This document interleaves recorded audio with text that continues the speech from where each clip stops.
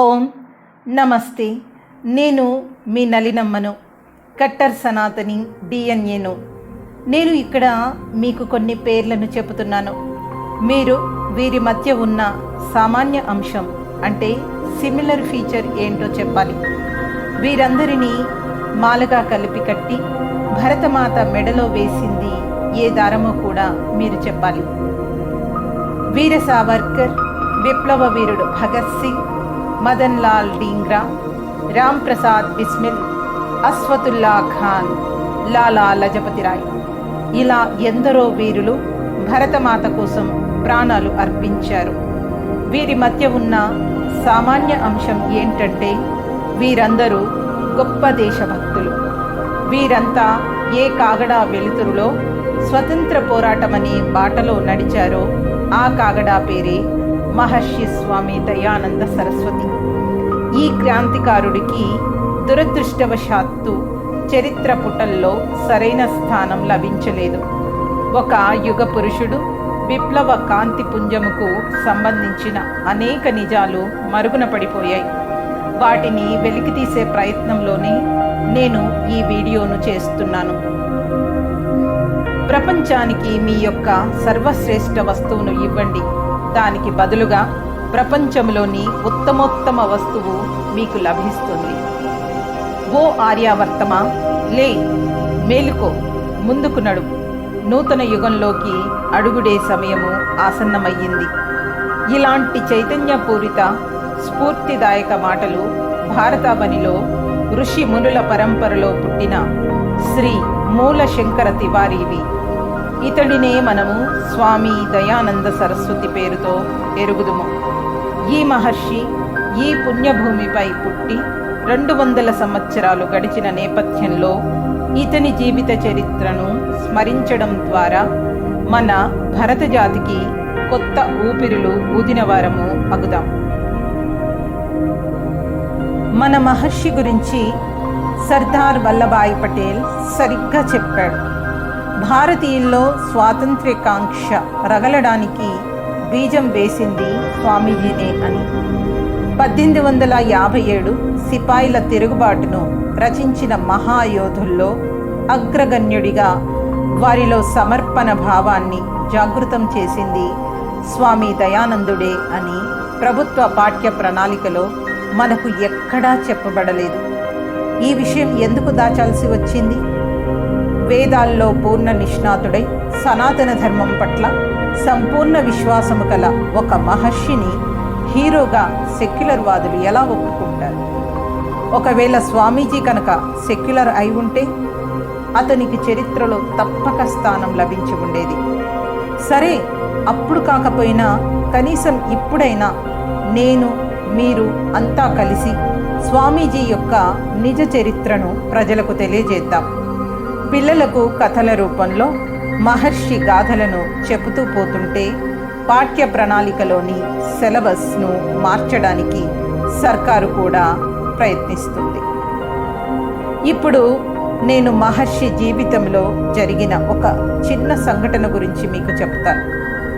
1857 సంవత్సరంలో జరిగిన ప్రథమ స్వాతంత్ర సంగ్రామానికి కొన్ని నెలల ముందు ఒకరోజు లయన్ ఆఫ్ బీహార్గా పేరుగాంచిన మహా స్వతంత్ర సేనాని బాబు కున్వర్ సింగ్ స్వామీజీ ముందు ఒక సంశయాన్ని వ్యక్తం చేశాడిలా: స్వామీజీ, మనం స్వాతంత్ర సముపార్జన కోసం చేస్తున్న పోరాటంలో సఫలం కాగలమా?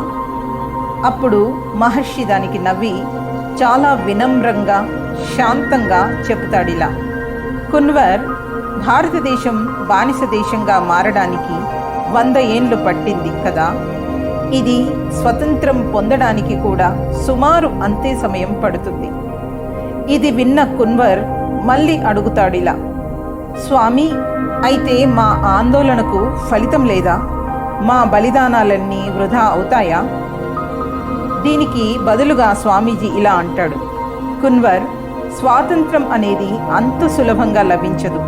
అనేక సంవత్సరముల వరకు అసంఖ్యాక ప్రజల ప్రాణాలను బలి ఇవ్వాల్సి వస్తుంది.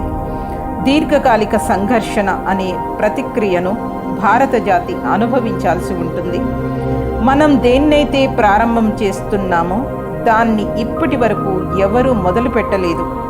విప్లవాగ్నిని ఎవరో ఒకరు రగిలించాల్సిందే అని అంటాడు. ఇలా తెల్లదొరలు చేస్తున్న కుట్రను ఒక్క మహర్షి దయానంద సరస్వతి అర్థం చేసుకున్నాడు. దీనికి పరిష్కారంగా అతను మనలను గో బ్యాక్ టు వేదాస్ అంటే వేదాల వైపు మరలండి అంటూ నినదించాడు. అక్కడి నుండే బ్రిటిష్ సామ్రాజ్య పునాదులు కదలడం మొదలైంది. భారతదేశ దౌర్భాగ్యము లేక కలుషితమైపోయిన బుద్ధిజీవుల మాయాజాల ఫలితమో కానీ నిరంకుశులు క్రూరులు అయిన అక్బర్, బాబర్, ఔరంగజేబ్ వంటి మతోన్మాదుల చరిత్ర విజయ యాత్రలను సెక్యులర్ సిలబస్ పేరుతో పాఠ్య ప్రణాళికలో చేర్చి చిన్ననాడే మన మెదళ్లలో ఆత్మన్యూనతా భావాన్ని చొప్పించారు. మహర్షి దయానంద స్వామి వంటి మహనీయుల దివ్య ఆలోచనలు, స్ఫూర్తిదాయక జీవిత చరిత్రల నుంచి మనలను దూరంగా ఉంచింది మెకాలే విద్యా ప్రణాళిక. ఆంగ్ల కాన్వెంటు, మిషనరీ స్కూళ్లలో చదివిన భారతీయ మేధావులంతా ఆంగ్లేయులను పూజ్యులుగా భావించి వారికి చెంచాగిరి చేయడం మొదలెట్టారు. ఇలాంటి స్థితిలో మహర్షి దయానందుడు నిర్భయంగా సంస్కృత భాషలోని వేదవాంగ్మయాన్ని రాష్ట్రీయ భాష అయిన హిందీలో ప్రచారం చేస్తుండేవాడు. ఈ కారణాన ఆంగ్లేయుల ఫిరంగులు ఎల్లప్పుడూ స్వామీజీ వైపు ఎక్కుపెట్టబడి ఉండేవి. పరమ కర్కశులైన బ్రిటిషర్ల కళ్ళలో కళ్ళు పెట్టి చూసే ధైర్యం లేక భారతీయులు తలదించుకొని వెళ్ళే స్థితిలో కూడా స్వామీజీ నిర్భీతితో నా ఈ భారత్ కేవలం భారతీయుల కోసమే అంటూ ఆంగ్లేయులు భారత్ విడిచి వెళ్లాల్సిందే అని అంటుండేవాడు. చాలామందికి తెలియని విషయం ఏమిటంటే స్వామీజీనే మొట్టమొదటిసారి స్వరాజ్యం అనే పదాన్ని సత్యార్థ ప్రకాశం అనే ప్రసిద్ధ గ్రంథములో వాడాడు. ఆ తరువాతే బాలగంగాధర్ తిలక్ దానిని జనవాక్యం అంటే మూలమంత్రంగా చేశాడు. స్వామీజీకి తెలుసు 1857లో జరిగిన ప్రథమ స్వాతంత్ర పోరాటంలో భారతీయులకు విజయం లభించదని. అయినా ప్రేరేపించాడు. తత్ఫలితంగా యుద్ధ నగారా అయితే మోగింది. భారతీయుల హృదయాల్లో కంపనం కలిగింది. ఆంగ్లేయుల కాళ్ళ కింది భూమి కదిలింది. వీరుల గుండెల్లో దిగిన తుపాకీ బుల్లెట్లు విక్టోరియా రాణిని భయపెట్టాయి. ఇది ఏమైనా తక్కువ ఫలితమా ఏంటి? ఇదే కదా మహర్షి కోరుకుంది. స్వామీజీ చెప్పిన భవిష్యత్ వాణి చివరకు నిజమైంది. భారతదేశానికి స్వాతంత్రం రావడానికి నాటి నుంచి 90 ఏళ్ల సమయం పట్టింది. విప్లవ వీరుల జోక్యం లేకుంటే ఇంకో 10 ఏళ్ళు సత్యాగ్రహం కొనసాగి ఉండేది. నేతాజీ సుభాష్ చంద్రబోస్ వంటి క్రాంతికారుల విప్లవ పంథాను తట్టుకోలేక తమ పెట్టాబేడను సదురుకొని నౌకల్లో ఎక్కి తమ దేశానికి పారిపోయారు తెల్లదొరలు. మహర్షి ధైర్యం గురించి చెప్పడానికి కూడా నేను ఒక సంఘటనను మీ ముందుంచుతాను. ఒకసారి బ్రిటిష్ ఇండియాలో ఆనాటి governor general lord Northbrook స్వామీజీని కలవడం జరిగింది. స్వామీజీ ప్రతి సభలో ముందుగా ఈశ్వర స్తుతి ప్రార్థనోపాసన చేసేవాడు. అధికార మదము కలిగిన గవర్నర్ స్వామీజీని ఇలా అడుగుతాడు, మీరు వ్యాఖ్యానానికి ముందు ఏదైతే ప్రార్థన చేస్తారో అందులో మా ఆంగ్లేయ ప్రభుత్వాధికారులకు శుభం కలుగుగాక అని కూడా చెబుతారా అని అడుగుతాడు. గవర్నర్ అడిగిన విధానమే అతను సమాధానంగా ఏమి వినాలని కోరుకుంటున్నాడో స్పష్టంగా తెలియజేస్తుంది. ఒకవేళ అతను కోరుకున్న జవాబు రాకపోతే దాని పరిణామం ఎంత భయానకంగా ఉంటుందో ఊహించి కూడా స్వామీజీ సాహసోపేతమైన సమాధానం చెబుతాడు. ఎందుకంటే మహర్షి అసత్యం ఎప్పుడు చెప్పడు కనుక. స్వామీజీ చమత్కారముతో కూడిన ధైర్యంతో ఇలా జవాబిస్తాడు, ఆంగ్ల సర్కారు కోసం కూడా ప్రార్థన చేస్తాను గవర్నర్ సాబ్. వీలైనంత త్వరగా భారత్లో ఆంగ్లేయుల సామ్రాజ్యం సర్వనాశనమగు కాక, మాకు పూర్ణ స్వాధీనత లభించును కాక అని చెబుతాడు. గవర్నర్ ఈ సమాధానాన్ని విని ఆశ్చర్యపోతాడు. భారతీయుడైన ఒక ఋషి తమ వేలాది సైనికాధికారుల కంటే కూడా అధిక ధైర్య సాహసాలను కలిగి ఉండడం చూసి కంగు తింటాడు. ఆ తర్వాత మహర్షి మీద 17 సార్లు విషప్రయోగం జరగబడింది. ఈ విషయం కూడా ఎవ్వరికీ తెలియదు. ఒక కుట్రతో మహర్షిని చంపడం జరిగింది. ఈ కథను నేను మీకు ఎందుకు వినిపించానో తెలుసా? ఎందుకంటే జమైకా దేశ దార్శనికుడు మార్క్స్ గర్వీ అంటాడిలా: people without the knowledge of the past, history, origin and culture are like a tree without roots. ఏ దేశ ప్రజలకు అయితే తమ చరిత్ర, ఆవిర్భావం, సంస్కృతి గురించిన సరైన అవగాహన ఉండదో ఆ జాతి వేర్లు నరకబడ్డ వృక్షం వంటిది.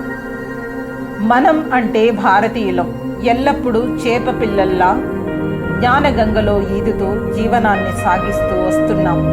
కానీ కొన్ని దశాబ్దాలుగా మనల్ని మళ్ళీ అంధకారంలోకి నెట్టేశారు. మనల్ని నీటిలోంచి వేరు చేసిన చేపల వలె చేశారు. ఇప్పటి వరకు ఏదైతే జరిగిందో అది తప్పు.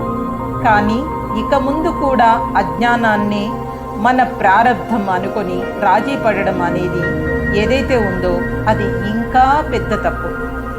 స్వామీజీ అంటుండేవాడు, అజ్ఞాని అవడం తప్పు కాదు, కానీ జీవితాంతం అజ్ఞానిగానే కొనసాగాలని అనుకోవడం చాలా పెద్ద మూర్ఖత్వం. అందుకే భారతీయులారా, మేల్కొనండి. మీరు ఎక్కడ ఉన్నా మన సంస్కృతి, సాహిత్యం మరియు మహనీయుల వ్యక్తిత్వం పట్ల ఎల్లప్పుడూ గర్వపడుతూ ఉండండి.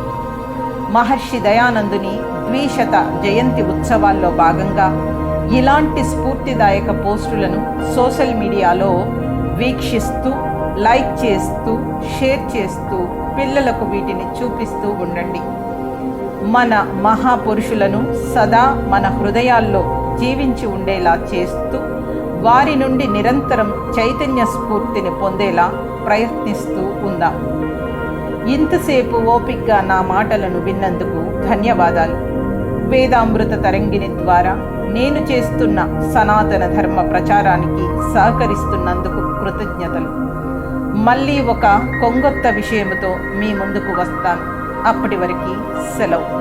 ఓం స్వస్తి.